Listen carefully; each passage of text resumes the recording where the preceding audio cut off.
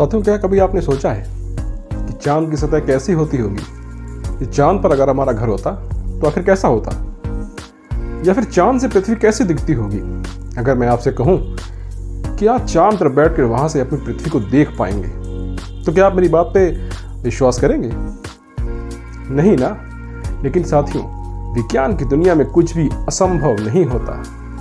आज हम इस वीडियो पर इसी बारे में बात करेंगे, तो इस वीडियो पर बने रहिए। मेरा नाम है शेखर सिंह और आप सभी का एक बार फिर से मेरे YouTube चैनल पे हार्दिक स्वागत।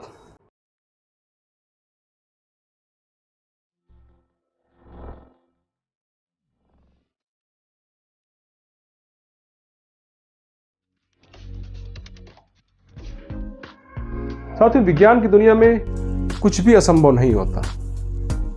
कहते हैं कि आवश्यकता ही आविष्कार की जननी होती है। पिछले कुछ सालों में आपने देखा है कि विज्ञान ने बड़े बड़े चमत्कार किए। आज आपके हाथ में जो मोबाइल है, जिससे आप साथियों हजारों या लाखों किलोमीटर दूर बैठे लोगों से किसी भी समय बात कर सकते हैं, उन्हें देख सकते हैं। यह भी विज्ञान का ही तो चमत्कार है। विज्ञान की दुनिया में यूरोपीय अंतरिक्ष एजेंसी चंद्रमा की सतह से एक दृश्य की कल्पना कर रही है। उनकी कल्पना में एक गैरेज भी है साथियों, जहां पर चांद पर जाने वाले रोवर्स खड़े हो सकते हैं। वहां पर ऊर्जा के लिए सौर ऊर्जा केंद्र, खाद्य उत्पादन के लिए ग्रीन हाउस, यह सब भी उनकी कल्पना में है। और कोई बड़ी बात नहीं कि आने वाले कुछ दशकों में यह सब कुछ हम अपनी आंखों से देख सकेंगे।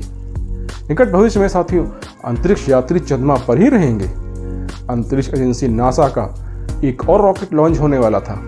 दुर्भाग्य से उसमें कुछ टेक्निकल फॉल्ट आने के कारण 29 अगस्त को होने वाला परीक्षण चांद की ओर नहीं बढ़ सका। आप सभी जानते होंगे कि 1972 के बाद से इंसान वहां नहीं पहुंच पाया है। जहां तक हमारे भारत की बात है, तो सन 1984 में विंग कमांडर राकेश शर्मा अंतरिक्ष यात्रा पर गए थे। उसके बाद से कोई भारतीय अंतरिक्ष यात्रा पर नहीं जा पाया साथियों। जिस गति के साथ वैज्ञानिक इस दिशा में काम कर रहे हैं, बहुत जल्द हम और आप अंतरिक्ष में होटल भी देख सकते हैं साथियों। इंसान आसानी से अंतरिक्ष में वहां रहेंगे, वहां काम करेंगे और छुट्टियां भी मनाएंगे। तो आप जानते होंगे कि पहले से ही नासा लोगों को अंतरिक्ष की सैर करवा रहा है। जरूरी नहीं कि आप एक एक्सपर्ट अंतरिक्ष यात्री हों। भारतीय वैज्ञानिकों ने अंतरिक्ष के लिए ईंट बनाने का स्थायी तरीका भी खोज लिया है। आज भी अधिकांश लोगों के लिए लेकिन साथियों अंतरिक्ष यात्रा उत्साह से अधिक एक चिंता का विषय है।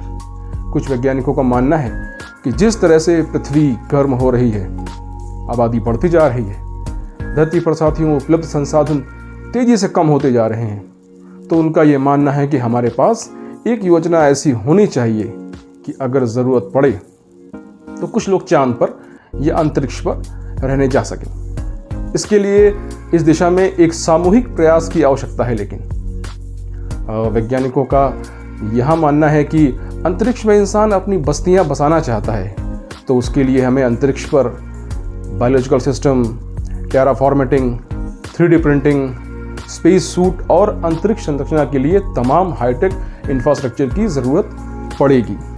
वहीं दूसरी ओर साथियों 2027 तक अमेरिकी कंपनी ऑर्बिट असेंबली कॉरपोरेशन अंतरिक्ष में 2027 तक होटल बनाने की बात कर रही है। और 600 से अधिक लोग तो अंतरिक्ष यात्रा में जाने के इंतजार में भी हैं।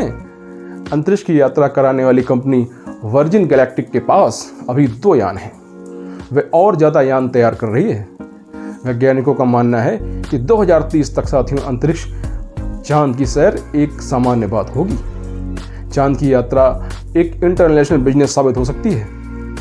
दुनिया के कई देश मिलकर इस दिशा में प्रयास कर रहे हैं। तो साथियों, वहीं अगर हम भारत की बात करें, तो जैसा कि आपको पता होगा कि भारतीय अंतरिक्ष अनुसंधान संगठन यानी कि हमारा इसरो, इसकी स्थापना 15 अगस्त सन 1969 में की गई थी।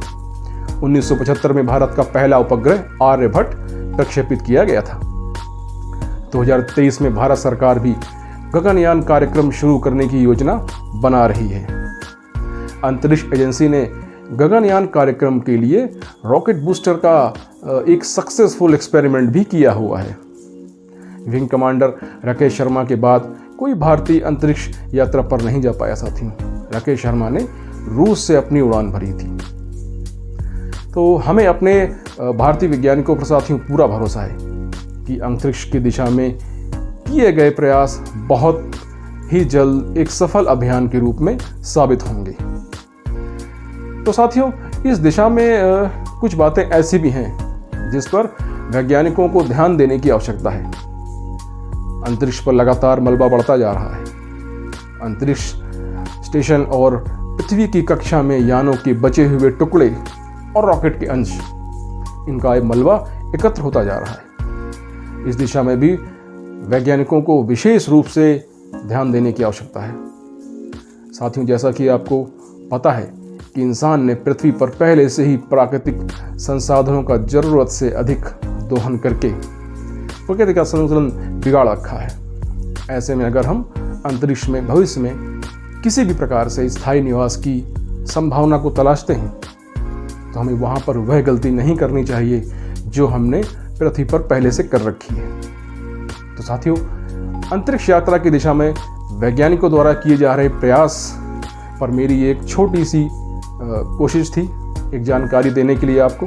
तो मुझे विश्वास है कि आपको जरूर अच्छा लगा होगा ये वीडियो। अंतरिक्ष पर स्थायी बस्तियाँ, होटल, रेस्टोरेंट भविष्य की बातें हैं। उससे पहले ज़रूरी है कि हम अपने वर्तमान स्थायी निवास यानी कि प्रकृति पर प्राकृतिक संसाधनों का दुरुपयोग न करें। पृथ्वी पर प्रकृति ने पहले से ही हमें जीवन यापन के लिए साथियों इतना कुछ दे रखा है कि अगर हम उसे ही संभाल कर रखें तो हमारे आने वाली पीढ़ियां सुरक्षित रूप से अपना जीवन यापन कर सकेंगी। साथियों, चलिए आज इस बात का प्रण लेते हैं कि हम अपने आसपास हो रहे प्राकृतिक संसाधनों के दुरुपयोग से बचाव के लिए एक सामूहिक प्रयास करेंगे और अपने आने वाली पीढ़ी को एक सुरक्षित भविष्य देकर जाएंगे। तो साथियों, मिलते हैं अगले वीडियो में किसी नए विषय पर एक नई चर्चा के साथ। तब तक के लिए आप सभी को नमस्कार, प्रणाम, जय हिंद।